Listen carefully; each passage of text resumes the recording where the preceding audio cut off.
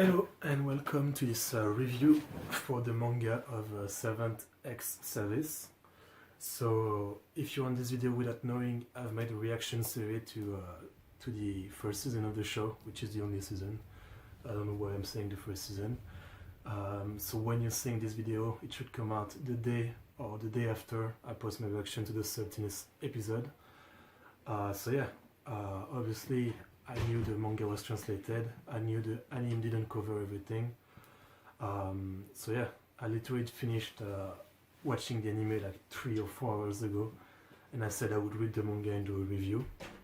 And I just opened the tab, and yeah, I saw it's a 4 so it's pretty fast to read, and there's only 4 volumes, so I just read it all. And I'm done. I literally just got done 2 minutes ago. So I figured best place to record a review. At first I was looking for where to start after the anime, but no one had that info. So I just started from the beginning again, and the anime skipped quite a bit, but more joke I would say.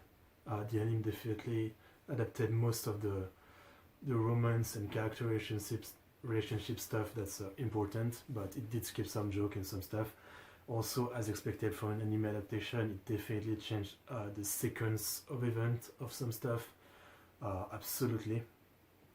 But it's still a good manga, it's a good 4 I'm not generally the biggest fan of 4 manga.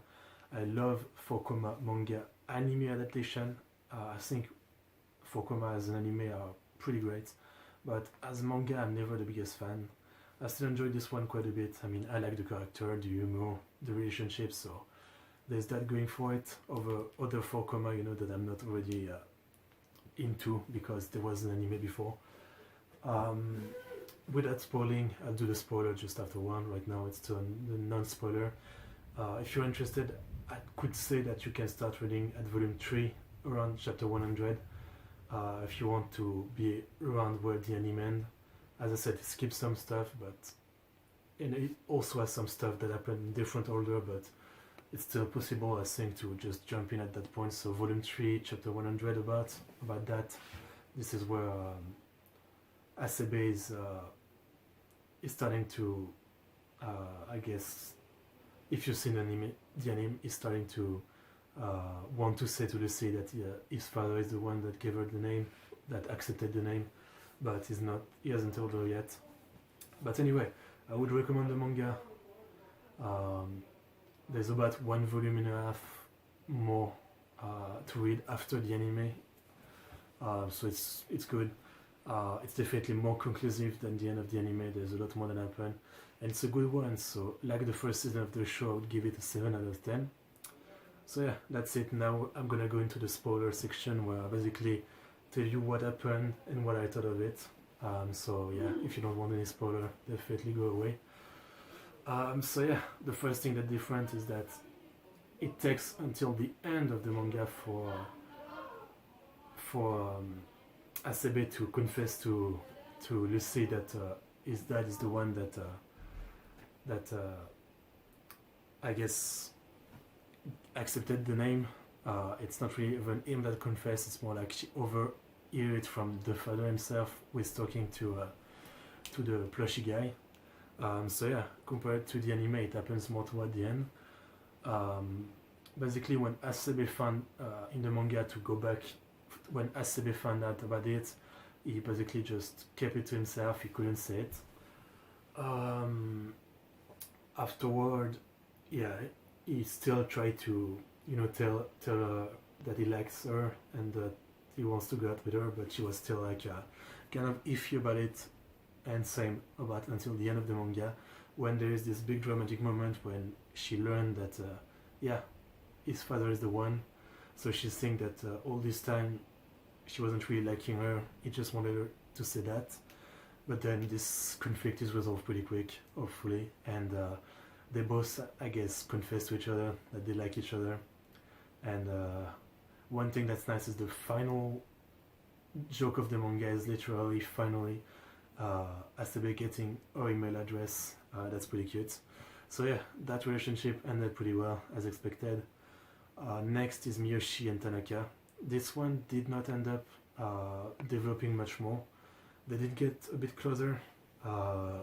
Tanaka definitely got over Asebe. I think it cheated at one point in a game to get one over him. But yeah, the relationship surprisingly didn't go as far as the other one. It's left open, but you can assume that maybe they will end up together at some point. But yeah, there's not much that much more development. Next is Toko, before I get into the other two. Toko ultimately decided to go to college and maybe afterward become a civil servant rather than first become a civil servant. And yeah, at some point, fuck, I never remember this guy's name. I don't know why. At some point, Shiaya and Taichi, or Ichimiya, but Taichi, I'm gonna call him Taichi. Chiaya and Taichi decide that they need to basically tell it to Toko that they're together, so they do. And yeah, because basically at that point the relationship was getting worse because that she's too focused on his sister rather than on Shiaya. And they decided to just confess to Toko. It went a bit dramatic, but it went well eventually. And yeah, their relationship was fixed. They love each other. Toko now knows, everyone knows, and that's what a good ending for their relationship too. So kind of them. So the two relationships that went pretty well are those two. Yeah, Tanaka and Miyoshi is kind of in the open. Other than that, there's not much else to say. I mean, so for Koma, it was enjoyable, kind of like the show.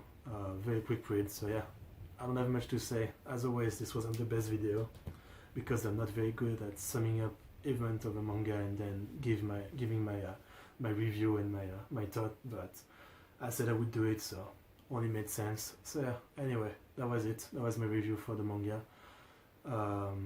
Thanks for watching. See you next time with something else.